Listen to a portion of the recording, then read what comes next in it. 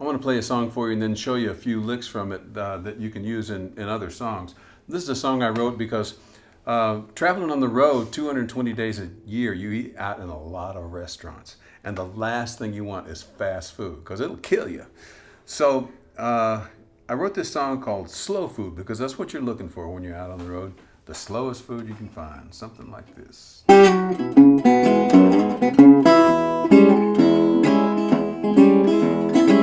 Everybody's busy, running like crazy, working 2 jobs on the go, eating fast food from little foam containers. I need a big bowl, something cooked slow. Spend my life out on the highway eating airport and hotel food, always looking for some good home cooking. Just give me something that tastes like it should. I need some slow.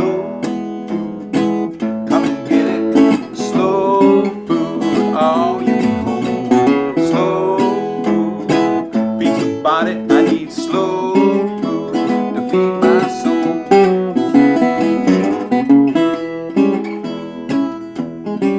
Now I'm thinking back to Grandma's kitchen, wishing I could be right there. A heaping plate of southern fried chicken, buttermilk pie and easy chair, Mama's chow chow and corn cob jelly, Brunswick stew, black-eyed peas, cathead biscuits, red-eye gravy, crybaby cookies, and sweet iced tea. I need some slow food. Come and get it. Slow food, all you can hold. Slow food, feed the body. I need slow food to feed my soul.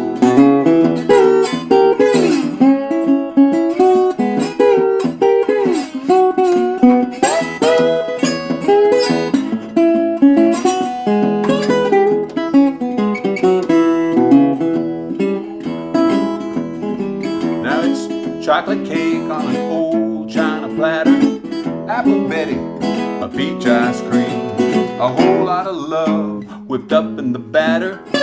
That's what slow food really means. I need some slow food. Come and get it. Slow food, all you can hold.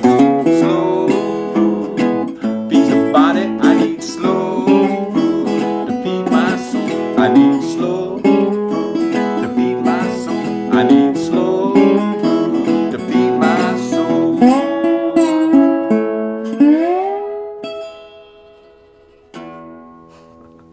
So let me just show you a few things that you might be able to use and put them in other songs from Slow Food. So, you know, when you're just doing backup on a song and you're singing over the top of it, you don't have a whole lot of choices of what you can do if you're using finger picks picking this way. You can do... And I have the acrylic nails so that I can go back and forth.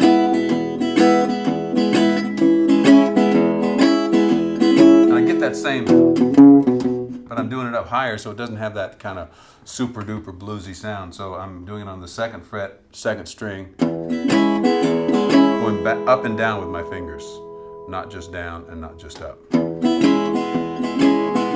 But it gives you a nice, slow, kind of grooving little feel. And then I add, and that's a very useful thing. So I've got my index finger again on the 2nd fret, 2nd string, my middle finger on the 3rd fret, 4th string, and I'm plucking all 3 of the 2nd, 3rd, and 4th strings as I slide that, as I lift my index finger off and slide the middle finger forward. So, and then come out to the 1st string open. Try that a few times. Takes a little while to get that coordinated there, but so all together it'd be.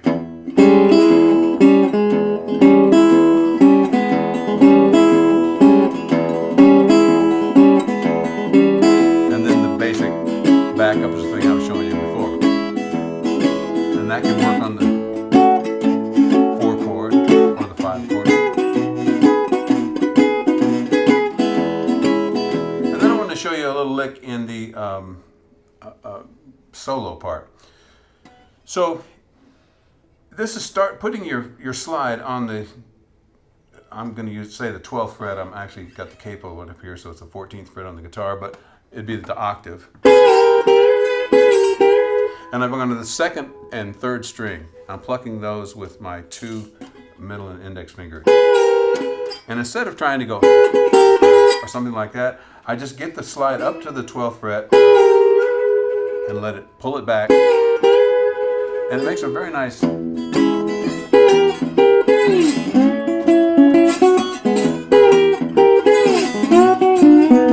how that works? I realize now that I'm doing it, I'm pulling it back, getting those notes, and then I'm lifting it off so that it deadens, so there's no more ringing.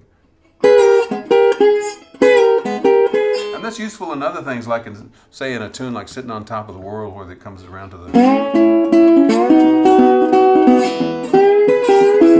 So you could be...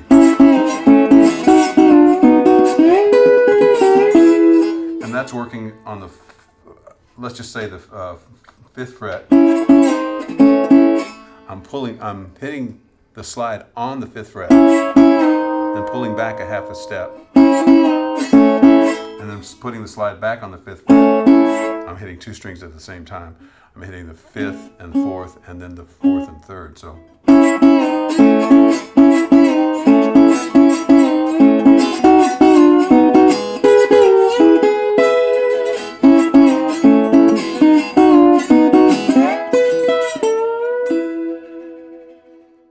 There's another place in the solo where I'm going, let me play it for you and we'll get up to it.